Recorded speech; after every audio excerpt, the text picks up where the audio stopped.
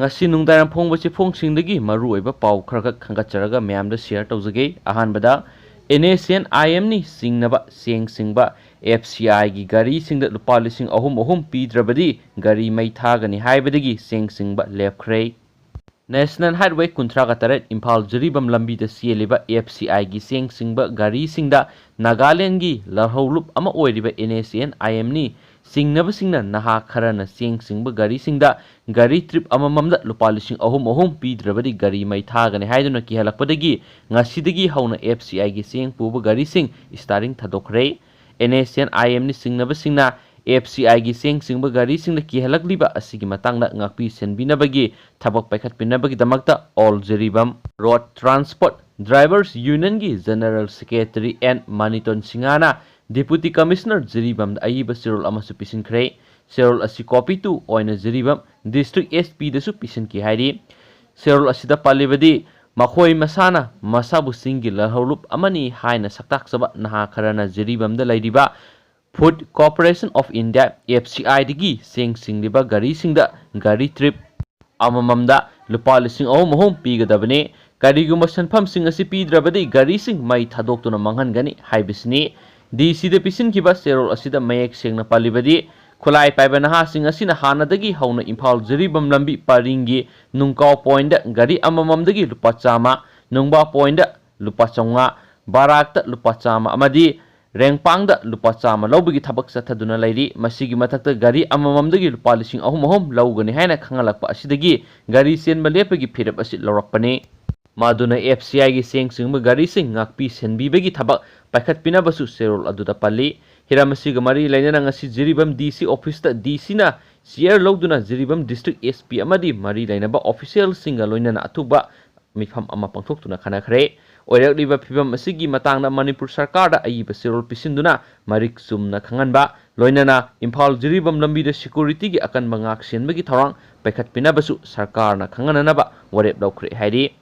Press na police tagi phangba pawgi matung inadi FCI gi singba gari singda lupa lising ahum gari trip amamam da pidrabadi gari mai thaduna manghangani haina ki halaglibasi NACN IM ni haiba khangle Jiribam police tagi phangba pawgi matung inadi Jiri lambi gi sarukta Jiribam police na ngak senbagi thaudang lawribasi Jiri dagi kaifundai phawbani hairiba lambi paring asi Jiribam police na akan mangak senbagi thabak paikhat pahore adubo Kaifundai dagi Imphal yauna satkadaba Jiri lambi asi ngak senbagi thabak paikhatnabasu Jiribam DC gi khutangda Manipur Sarkar da ayiba sirol piduna khangalagane loinana lambi paring asi ngak senabagi damakta Manipur Sarkar na Highway Security Force linkhat piba mathau tare loinana lambi paring asi da lairiba paramilitary forcing asina mana pugutab lambi gi saruksing mayek sengna khaidoklaga ngak senbagi thabak paikhatnaba honafam su thokle haiki Imphal Jiribam lambi amadi lambi asida lairiba thong singi phibam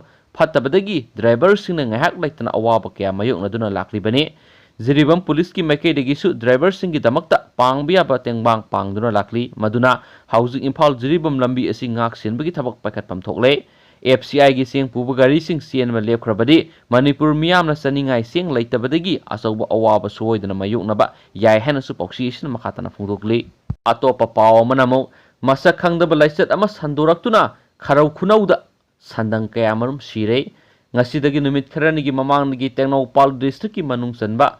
kharau khunau belesta masak khangdaba laisat ama sandoraktuna khul asida loiba sandang tararom sirei Sandel Animal Welfare gi Secretary Prakash maringna phungdorapagi matungina sikhraba sandang sing asi masada karigumba laina layong amata ulamdana mathang sirakpani athuba matamna Manipur Sarkar gi Veterinary and Animal Husbandry Department ki miyang sangbiduna sandang asi kalhaudaba tarabadi khungang asidagi sandang pura mutkiba yabagi akiba laire hanasu poksisna makhatari atopa paw manamo Firal singkhalubagi wahauda Congress worker amadi BJP worker anigi marakta khatna sainakhre handak pangthokadoriba by election ga mari lainana wangoi kendra gi manung sana leiba samurau makha lekai da Congress amadi BJP gi worker anigi marakta ngarang khatna sainabagi thaudo ama thokre by election asida Congress ki mireb oigadoriba Salam Zuoigi home polling oiriba samurau makha lekai polling station gi manung da leiba Minister O Lukhoi gi worker amana Firal singkhalubata lekai miyamna Firal lauto covid pandemic मनुंगदा कना अमतना boat खोम बमदी boat के मरी लेनबा थबक थरम अमता तौबिगनु हाइना वरेप लौखी हाइदी वरेप तुगी वांगबदा minister ओ लुखोय मसामक लाक्तुना फिबम अदु येंगसिनखी मदुदा लाइकाय मियाम हौरक्तुना minister ओ लुखोय मियामनो कोइसिनदुना थमखी police न tier gas cell मसिंग कया कापखी तुंगदा Imphal waste commando अमदी वांगोय police की टीम अमना ngak सेंदुना मिनिस्टर ओ लुखोयबो मफम अदुदगी पुथोक्तुना सत्खी हाइरी थौदो अदुदा असो अपन अमता यावखिदि हाइनासु पौक्सी इसना मखातारी तोप मरुएबा पाउ खरा नमो नौना मियोय सनिग निफुमपन कोविड-19 पॉजिटिव ओइरे अनिना लेखिद्रे ngasisu मियोय सामा कुनगनितोय डिस्चार्ज तौखरे सलिबा पुंग कुनगमरी असिदा मणिपुर मियोय सनिग निफुमपन नौना कोविड-19 पॉजिटिव ओइरे मियोय अनिना लेखिद्रे ngasisu मियोय सामा कुनगनितोयना लाइसेट असिदगी फदुना डिस्चार्ज तौखरे हाइरी हेल्थ डिपार्टमेंट की एडिशनल डायरेक्टर सु ओरिबा डिपार्टमेंट असिगी वांगांगलोय डॉक्टर खोइरम शशिकुमार मंगांगना थदोरकपा सिरोल अमना हाय ngasi नौना पॉजिटिव ओइखिबा मियोय सनिग निफुमपन असिगी मनुंगदा तरुक्ति सेंट्रल आर्म पुलिस फोर्स तगिने अपुमना पॉजिटिव असिगी मनुंगदा मियोय सनिग निफुगमरी अमदी ट्राइबल हिस्टोरी लेतेबा मियोय ngakतनी हाइरी नौना पॉजिटिव ओइरक्लबसिंग असी थारगे स्टेट असिदा कोविड-19 अपुनबा कन्फर्म केस 12,900 समरीगा मार्फुग मपन सुखरे हौजिक फावबदा लाइसेट असिदगी फगिबा मिगी मसिंग 15,700 मरी सुखरे हौजिक एक्टिव केस 2,9,9 मंगा Larry ngasi laikidaba miyo ani asi tharaga laisat asina laikidaba migi masingna marfu sukhre ngasi laikidaba miyo asi impal istagi sahi humdraga mangarom suraba amadi thawbaldagi sahi nipurom suraba nupa ngaktani hairi hauju phawba laisat asidagi phakibagi sangsada humdra taruka point marfu mapan oire ngasi positive oikiba district sing aduri impal west tagi marfu taret impal east tagi marfu nipan thawbal dagi ahum bisnupur tara taret sandel dagi ama senapati dagi ani chusampur dagi kungatar ukul dagi mari tamenglong dagi tara none dagi mangane hanasu pauksisna makatarakli to papaw manamu nagagi tonganba phiral amadi constitution yaudana aroiba waroisin gi draft application semkhre अरोइब वरोइसिन की draft agreement Nagaland की CSO कया यावना सेमा लोइख्रे लोइनना नागालैंड लाइरिबा रेबेल ग्रुप अमदी सिविल सोसाइटी ऑर्गेनाइजेशन कया ग लोइनना इंडो नागा पिस्टॉक की अरोइब वरोइसिन NACN IM ना यारबसु याद्रबसु सेंटर ना अथुबदा पुरकदौरी हाइन एजेंसी की पाव अमना हाइरी पाव सिन हाइ NACN IM की 23 मुइबागी कंगबु नदी मतम कयादगी सनदुना लाक्लिबा पिस्टॉक की वरोइसिन खुयेक पीनबदा यानिंगदबु उत्री अदुबु नागालैंड की लाइरिबा अतोप्पा स्टेट होल्डर सिंगनदी अरोइबा वरोइसिन अमा लाकपदा अयाबा पीरी हाइरी अरोइबा वरोइसिन असिगी ड्राफ्ट एग्रीमेंट अमसु पुथोकपा लोइरे हाइन मिनिस्ट्री ऑफ होम अफेयर्स की ऑफिशियल अमना फुंदोखी लोइनना हंदकी ड्राफ्ट एग्रीमेंट असी सेमबदा अहानबा ओइना तोंगान सिविल सोसाइटी ऑर्गेनाइजेशन सिंग यावरी मसक नाइबा CSO नागा गाउनबुरा फेडरेशन यावना अतैसिंग सरुक याय हैनसु ऑफिशियल असिना फोंदोरली हैना पावसिना मखातना फोंदोरकली custodial death report Gujarat top 3 की मनुंग चली